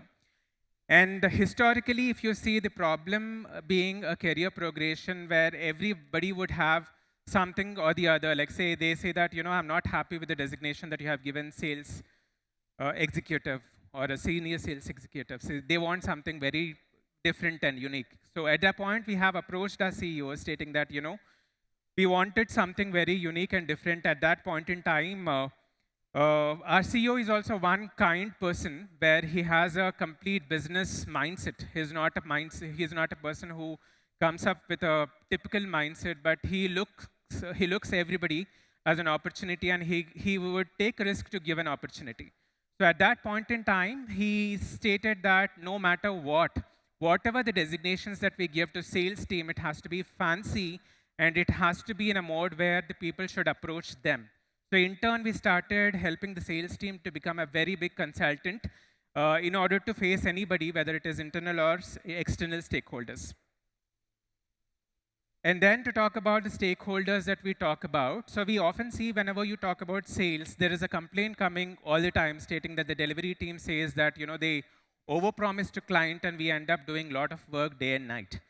And HR struggles to have a connect between management, technical team, and also the sales team. And default as managers are always getting brunt, and there will always be in pressure. So we happen to bring a kind of mechanism in all of them, so that we bought system in place, which we call it as cross coaching, where the sales team would get into every single department to understand what the product is, what do we have, and what is it that our company is delivering, and what is their current revenue. And we make sure that our board that we present in front of management is all time transparent. And fortunately, we also have a leadership team where, if you see, post-COVID, we used to have stand-up meetings every now and then, whether it is in the morning or in the evening, whatever the time zones it can be. But fortunately, we have leaders who, who take time to state that what is the revenue that each of the business unit is getting, and what is the lag, and what is we expecting, and what is the industry moving. So there is a lot of involvement that happened in the leadership team, so that that helped the complete sales team to upskill in multiple ways. They have unfolded from a support to a consulting mode. That is all because of the leadership that with the support of leadership that they have done. And apart from that, they used to have, apart from your own sales targets, they often have different platforms on the training front, such as LinkedIn, and you also have sales hotspot, and we also have different such training platforms where we have encouraged the team to go and present their own presentations in multiple ways. And if you see in today's scenario, if you talk about the kind of awards that which company, which department is doing well within the organization, it is only the sales team which is doing well. That is all because of the efforts and the research that they have done. And if you see the kind of research that they keep, I don't think any other department does than sales team. And if you talk about implementation here, we were talking about the skill assessment as to where they stand. And we make sure that we engage them properly to make sure they upskill with respect to the standards. And we also give an individual career path based on their progress. We make sure we do not hesitate a particular designation to jumping to third level without crossing the second one if the performance is really good. And we also help the team to make sure that they upskill and get trained on different areas. And we also give regular feedback and evaluation as to where they stand. They get a periodic feedback from the senior management, and post which they would possess. So this is not something which we talk about a traditional feedback system, but this is something which they get straight there and then. So there is no sudden surprise at any given point in time.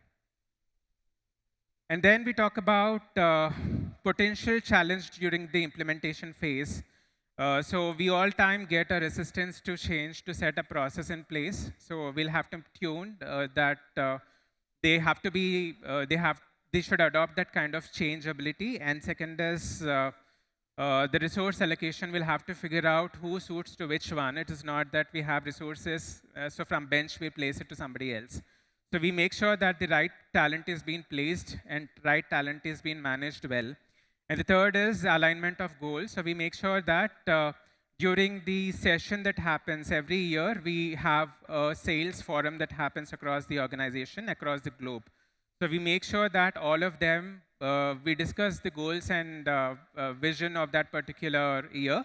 And we make sure that if there are any kind of doubts that would be clarified at the company level. And we also sponsor them to programs such as events on leadership friends or sales friends, maybe programs like Shiv Kera and Simon Sinek, so that they get a broader exposure and they get a big picture to hit the target. And the steps that we also have taken to overcome is the communication and transparency, because the moment you talk about set goal, especially from a sales perspective, they feel that you're all talking theory, but it is not practical in nature. But we make sure that we bring that transparency on table so that people understand, and we have that open door system where people can come and contact HR if they have any challenges at any given point in time. And even the management, from the management perspective, we also have taken an initiative called Coffee with CEO. So this happens every week, and if there is any such kind of hindrance that will not help them to grow up, the leader would be there to address their concerns. And apart from that, we make sure that the people who are there in the sales team, whether it can be 5, 15, or 20, we convert them as a pilot batch so that they will be equipped with all the weapons to make sure they reach the target. And then flexibility and implementation. So if they need any kind of support, maybe that is needed for their research work or something, the company would be funding them to make sure that they are upskilled and trained to the next level. So these are the special initiatives that we, the organization, would be taking so that we make sure that the team is completely engaged across the year. We just don't talk about a season, but we also talk about the time period that they'll have to take. And we also, there is a program that we also state that people who complete 1 year, they would be getting 1 week holiday. People who complete 2 years, 3 years, they'll be getting 1 week holiday. And people who complete 5 years, they would be getting 1 week holiday, but with a cash of 25,000, 75,000, and 1 lakh, which is one of the initiatives taken by one of the organization, which is the great credit, I would say. So no matter how they work hard, but at the time of the December or the holiday period, they ensure that they spend time with family, and this amount will be funded only when they spend with the family and not by self. So this is the cost involved mechanism that we talk about. So there is a term which has been used. Generally, if you talk about any particular problem that pops in, we all time talk about a war room and all. If suppose there is some kind of problem or there is some kind of cry that is happening from the client. But the CEO had introduced a concept called war chest. This is something where they have kept a fund completely for 1 complete year to make sure that the employee is being protected in all directions, and especially from a job perspective. And this is after that's when when they have promised there is a promise by the leadership. The sales team had worked so hard, and fortunately, prior to COVID, the target given was somewhere around 1 million.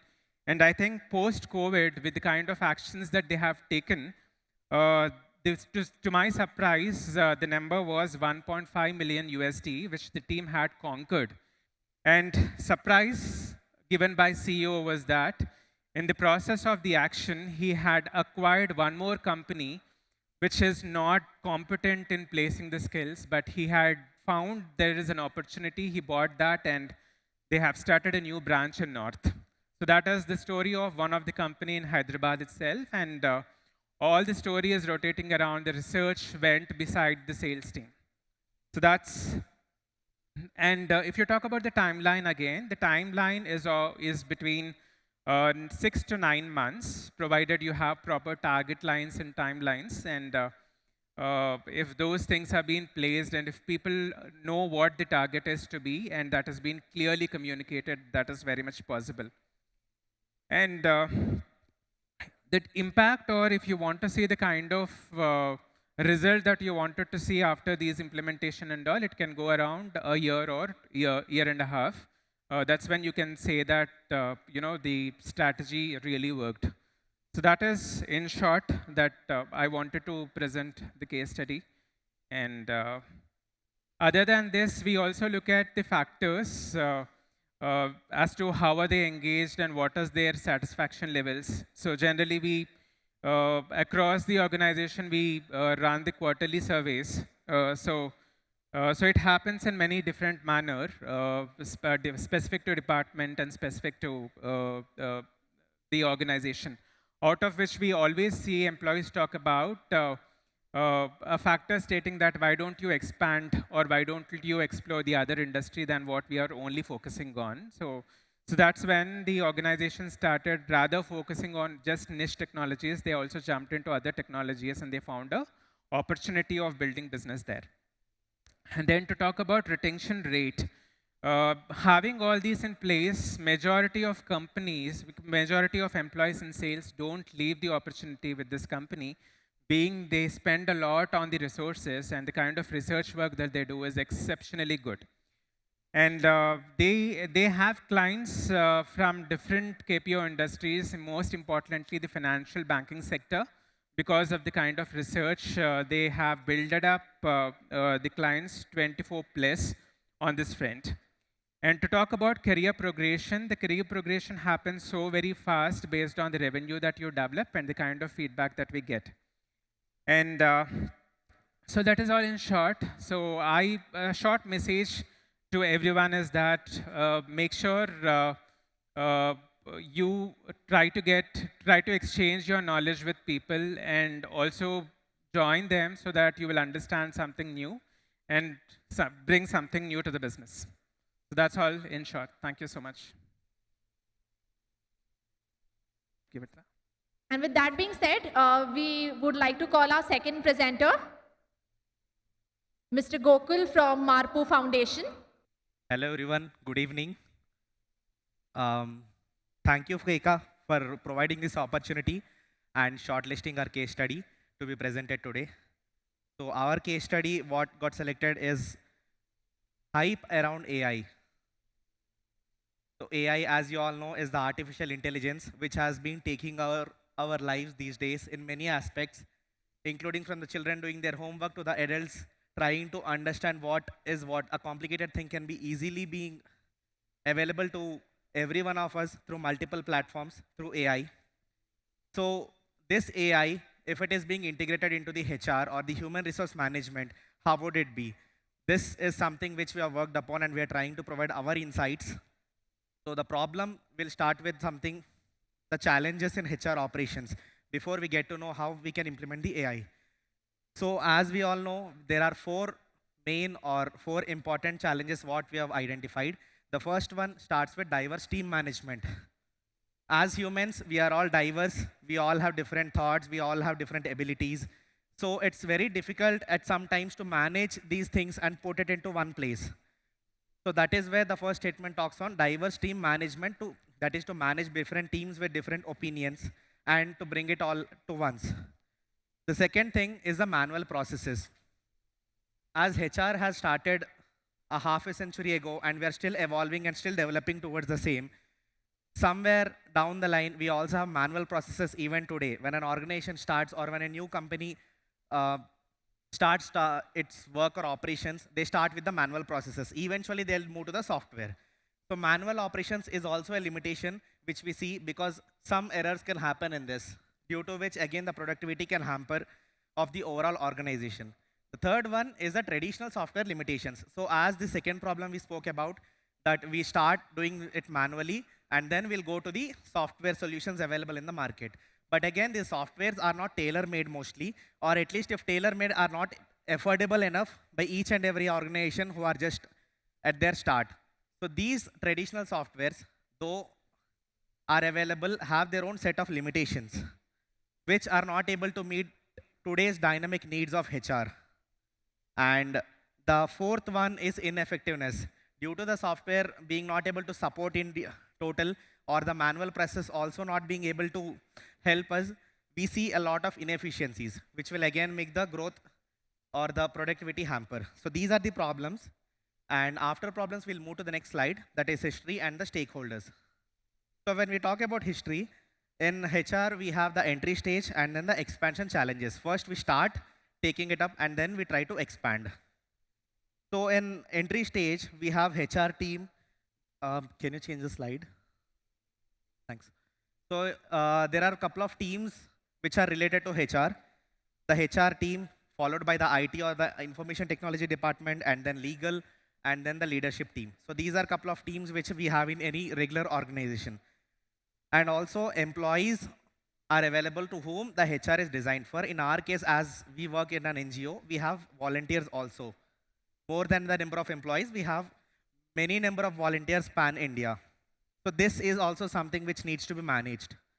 And regulatory body, because for every and each and everything, we also have some set of regulations and there is a regulatory body to govern it.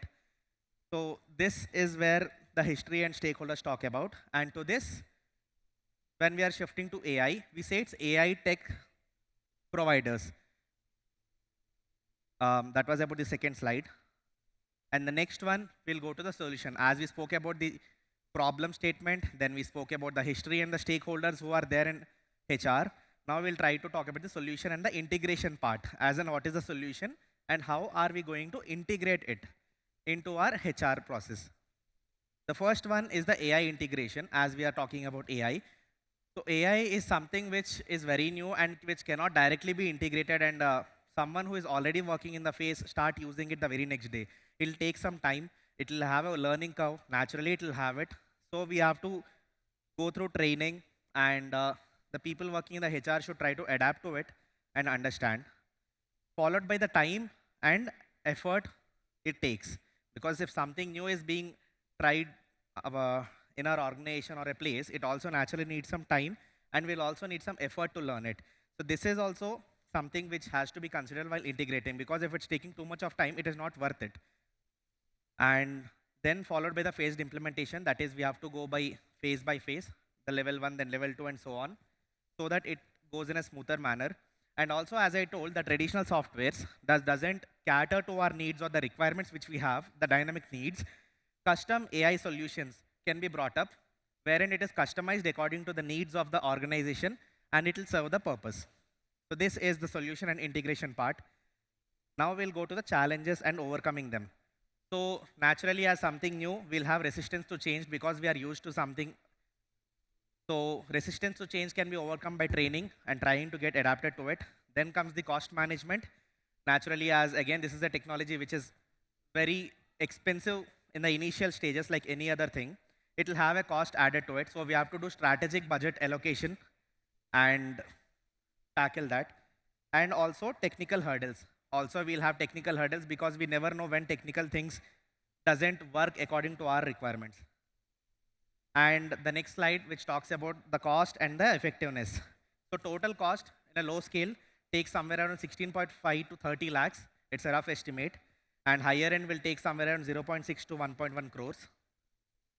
So this is about our presentation. And the last thing is about measuring impact, wherein we'll have our feedbacks and surveys taken from the employees, where efficiency metrics are taken into consideration.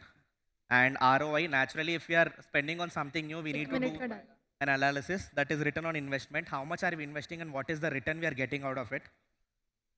So this is on the measuring impact and conclusion. Thank you all. Thank you so much.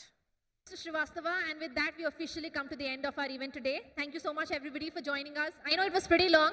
The dinner is open, so please help yourselves. And anybody who would like to take a picture with Anmol Garg, he'll be on the stage, so you can please come and take a picture with him. All right? Thank you so much, everybody. Have a great night ahead.